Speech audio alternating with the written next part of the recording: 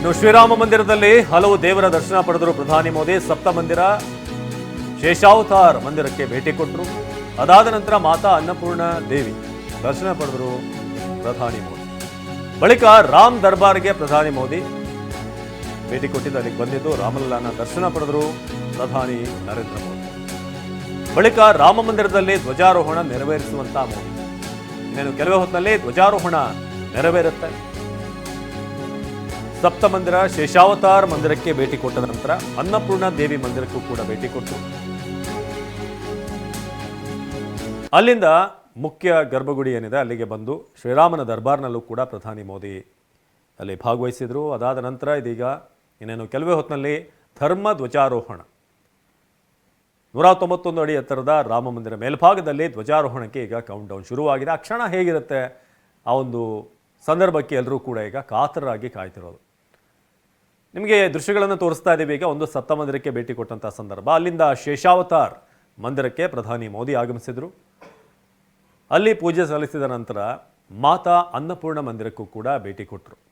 ನಂತರ ಕೊನೆಯದಾಗಿ ನೀವು ನೋಡ್ತಿರುವಂಥ ದೃಶ್ಯ ರಾಮ ಮಂದಿರಕ್ಕೆ ಭೇಟಿ ಕೊಟ್ಟಂಥ ಸಂದರ್ಭ. ಸೊ 4 ದೃಶ್ಯಗಳನ್ನು ನಿಮಗೆ ತೋರಿಸ್ತಾ ಇದ್ದೀವಿ. ಸಪ್ತ ಮಂದಿರ, ಶೇಷಾವತಾರ್ ಮಂದಿರ, ಮಾತಾ ಅನ್ನಪೂರ್ಣ ಮಂದಿರ, ಹಾಗೆ ರಾಮ ಮಂದಿರದ ಗರ್ಭಗುಡಿಯ ಬಳಿ ಬಂದು ರಾಮ ದರ್ಬಾರ್ನಲ್ಲಿ ಪೂಜೆ ಸಲ್ಲಿಸಿದಂಥ ಸಂದರ್ಭ ಇದು. ಸೊ ಅವರಿಗೆ RSS ಮುಖ್ಯಸ್ಥ ಮೋಹನ್ ಭಾಗವತ್, CM ಯೋಗಿ ಆದಿತ್ಯನಾಥ್ ಅವರು ಕೂಡ ಅಲ್ಲಿ ಸಾಥ್ ಕೊಟ್ಟರು. 3 ಅಂತಸ್ತಿನ ಭವ್ಯವಾದಂಥ ರಾಮ ಮಂದಿರ, ಸಾಂಪ್ರದಾಯಿಕ ನಾಗರ ಶೈಲಿಯಲ್ಲಿ ನಿರ್ಮಾಣವಾಗಿರುವಂಥ ಅದ್ಭುತವಾದಂಥ ಒಂದು ದೇಗುಲ. ಜೀವನದಲ್ಲಿ ಒಮ್ಮೆ ಆದರೂ ಅಯೋಧ್ಯೆ ಮಂದಿರವನ್ನು ನೋಡಬೇಕು ಅನ್ನೋ ರೀತಿಯಾಗಿ ವಿನ್ಯಾಸ ಇದೆ. ರಾಜಸ್ಥಾನದ ಮಿರ್ಜಾಪುರ ಗುಲಾಬಿ ಕಲ್ಲುಗಳಿಂದ ದೇಗುಲದ ನಿರ್ಮಾಣ ಆಗಿದೆ. ಸುಮಾರು 1800 ಕೋಟಿ ಅಪ್ರಾಕ್ಸಿಮೇಟ್ ರಾಮ ಮಂದಿರದ ಒಟ್ಟು ವೆಚ್ಚ.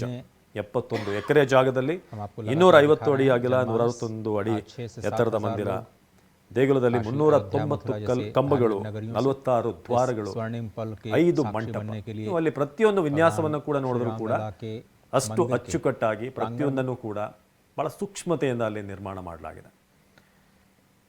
ಮಂದಿರದ ಆವರಣದಲ್ಲಿ ವಾಲ್ಮೀಕಿ, ವಿಶ್ವಾಮಿತ್ರ, ಶಬರಿಯ ದೇವಾಲಯ, ಕಬ್ಬಿಣವನ್ನೇ ಬಳಸದೆ ಭವ್ಯ ರಾಮ ಮಂದಿರದ ನಿರ್ಮಾಣ ಆಗಿದೆ. ಸಾವಿರಾರು ವರ್ಷಗಳ ಕಾಲ ಏನೂ ಆಗದಂತೆ ದೃಢವಾಗಿ ನಿಲ್ಲಲಿದೆ ಈ ಭವ್ಯ ಮಂದಿರ.